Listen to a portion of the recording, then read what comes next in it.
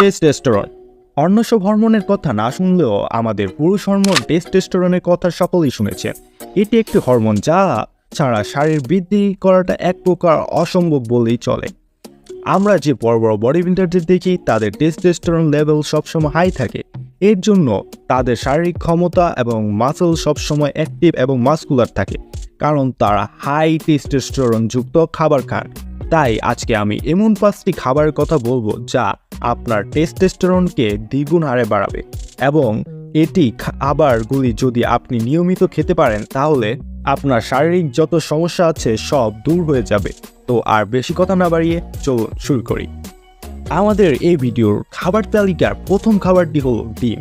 ডিমে রয়েছে vitamin D, যার কুসুমে রয়েছে কোলেস্টেরল, তাছাড়া রয়েছে প্রোটিন, ওমেগা 3s এবং স্যাচুরেটেড ফ্যাট থাকে।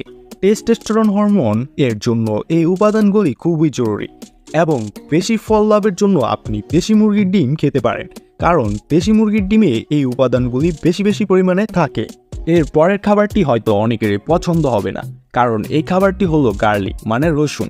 অনেকে রসুনের গন্ধের জন্য কাঁচা রসুন খেতে পারেন না, কিন্তু আপনি যদি প্রতিদিন সকালে খালি পেটে রসুন খেতে পারেন তাহলে অনেক উপকার পাবেন।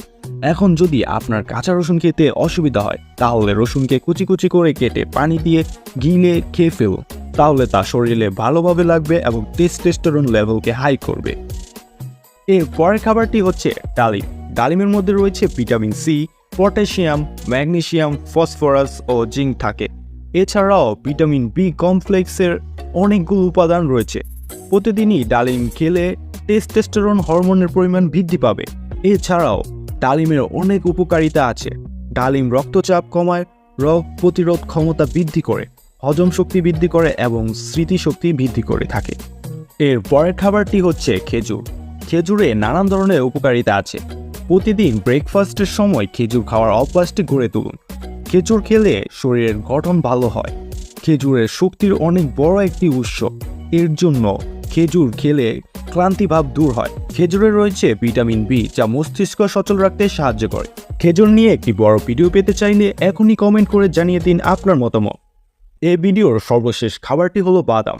চীনাবাদাম, কাজু বাদাম, কাঠবাদাম ইত্যাদিতে মনোস্যাচুরেটেড ফ্যাট থাকে। এগুলো শরীরে কোলেস্টেরল তৈরি করে, যা শরীরের জন্য খুবই উপকারী। বাদামের মধ্যে আরও রয়েছে জিঙ্ক, যা টেস্টোস্টেরন হরমোন বাড়াতে খুব সাহায্য করে। তো দেখা হচ্ছে অন্য একটি ভিডিওতে, ততক্ষণ গুড বাই।